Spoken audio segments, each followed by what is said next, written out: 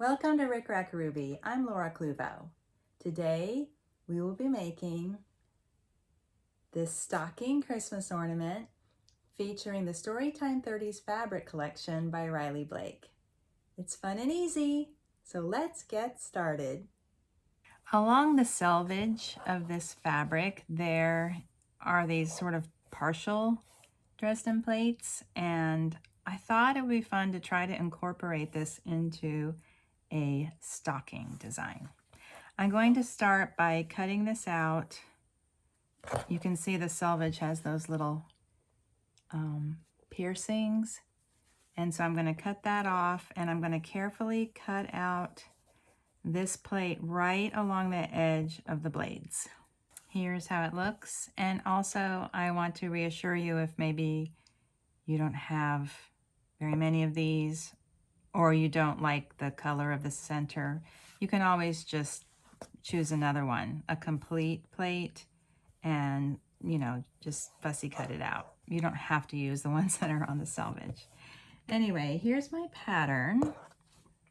It's 3 inches across and about 6.5 deep. Now, in my imagination, I saw this center circle placed along the heel here. It might be easier to show you this way. And then these sort of radiating out, and it is a little bit tricky. I tried a wider pattern. I tried to draft something wider so that it would, go all the way here, but the proportions were just not right. So we will inevitably wind up cutting off a couple of these blades.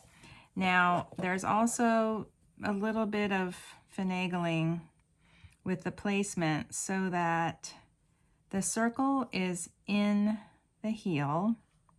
And then if you look at this little angle right here, let's try to get that right here where there's like a little indent of the blades. It's a little bit tricky to line it all up, but basically you'll find 1, 2, 3, 4, and then 1, 2, 3. So there'll be 4 of the blades here at the top and then 3 toward the bottom. And you can sort of, if you prefer to use this one, you can kind of tilt the pattern a little bit and it'll be fine, like if you just wanted to use this color. But I'm just going to go ahead like this. Okay, so this is my pattern, and then I have cut out some. This I'm going to use for the front, and then here's my back, and these two are linings. This is a vintage print, but it's not the right vintage. These are from the 70s, maybe even 80s. There we go. So I have a foundation, I have a front and a back, and I have 2 lining pieces. First thing I'm going to do is I'm going to stitch the front to the foundation. I prefer for my stockings to have the toe going in this direction, but if you want to do it the other way, that's fine too. So I'll pin this and stitch around the very edge. I'm going to use a white thread so you can see it, and I know that it's going to be eventually in the seam allowance and won't show. That looks good. So I'm going to stitch all the way around the edge. There we go. And now I'm going to place this with a little circle on the heel. And then this part right here, 1, 2, 3, 4, dip, and then 1, 2, 3. Here at the curve, the inner curve of the stocking. I think that's going to work. And I'm going to pin this and trim it. Doesn't have to be perfect. So we can see how it's going to look. Make sure that you like that. There's no cuff. I tried to do a cuff. Oh, it was a disaster. Anyway, so this is how it's going to look. I'm going to do a machine blanket stitch around the edge and a machine blanket stitch around the circle. You can see I've placed my pins with the points going out that way so that I don't run into the heads of the pins while I'm stitching.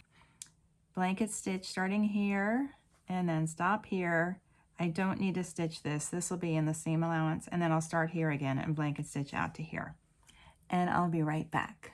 First, I stitched along this edge just to secure that along the edge there. Now I'll do the blanket stitch. There we go. On my machine, this decorative stitch, it's double. So it goes back and forth and back and forth and back and forth and back and forth. Your machine might just do a basic blanket stitch and that'll work too. Now it's easy. Now we're just going to assemble the stocking. I'll take one of these lining pieces and place it right sides together. This is actually the right side. Right sides together and pin it at the top here. I'm actually going to sew from this side because I want to make sure that I'm sewing inside of those previous stitches. And likewise, I'm going to pin these together, right sides together. This is the back and this is the lining here. And also this straight across the top. There we go. Then we'll match up the lining pieces in the front to the back, folding that seam allowance down toward the front and the back here.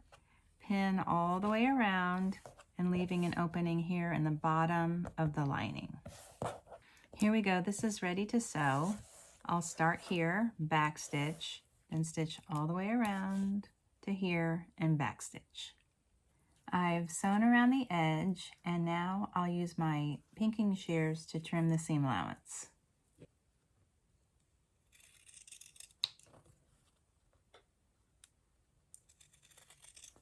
I know you don't need to watch this. I'll go do this over my garbage can. Here's how it looks. And I did a full 1/4 inch seam here. When I trimmed with the pinking shears, I did not trim the opening. It's nice to have a little extra there for to have something to tuck in to seal it shut. And let's reach inside and turn this all the way to the toe. And then just turn it through and hope for the best, right? And I have a chopstick to sort of push that all out. Okay, that looks good. And what about this inner curve in here? That looks good too. I like that. Somehow, if I had this tilted in one way or another, it just didn't quite look right. It's best if you have this line. Also, if you like, you can add some stitching in between the segments. You just want to make this fun and easy.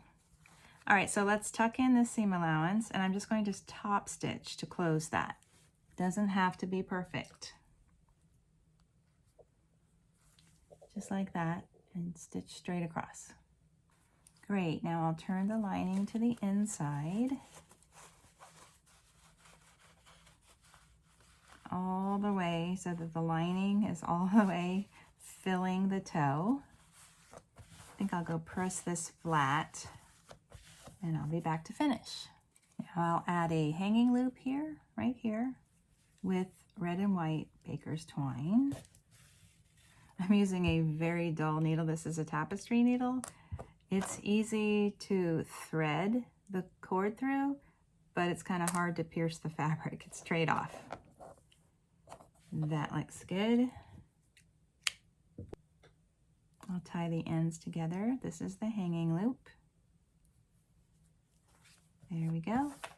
And then I'm going to add a bow, of course. Let's see. I always tie the bow along the back of the loop. So this right here, not here, I don't know why.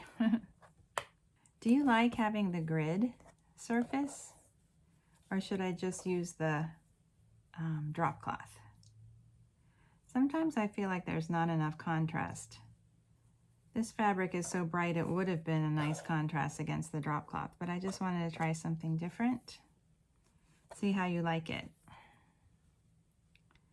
Also, coming up might be some more subtle colors, more subtle designs, and I think I'm going to like the contrast of this little grid.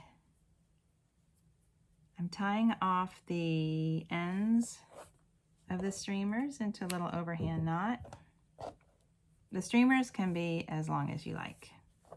There we go. So I have, oops, I just untied it. Sorry. Okay, one more time. Let's just tie a bow. See, now I usually secure that with glue, but I didn't do it fast enough. The other thing we can do is just tie an extra knot. So you have that, and then you can just tie an extra knot. Like this. It kind of makes a big honking knot in the middle. Okay, I'll show you. It's just an alternative. So I have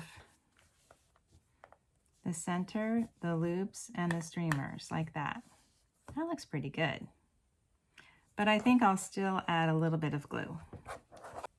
I put a little bit of glue there, and I'm just going to sort of pinch that together into the glue. There we go. Now that knot will stay put. And we're done. With this fabric, it's really hard to avoid having some of your motifs upside down. It's really hard to get everything just right. But it's super cute. I'm having a lot of fun with this, but guess what? I think we're going to move on. Thank you for watching my tutorial. If you're enjoying my videos, please like, share, and subscribe.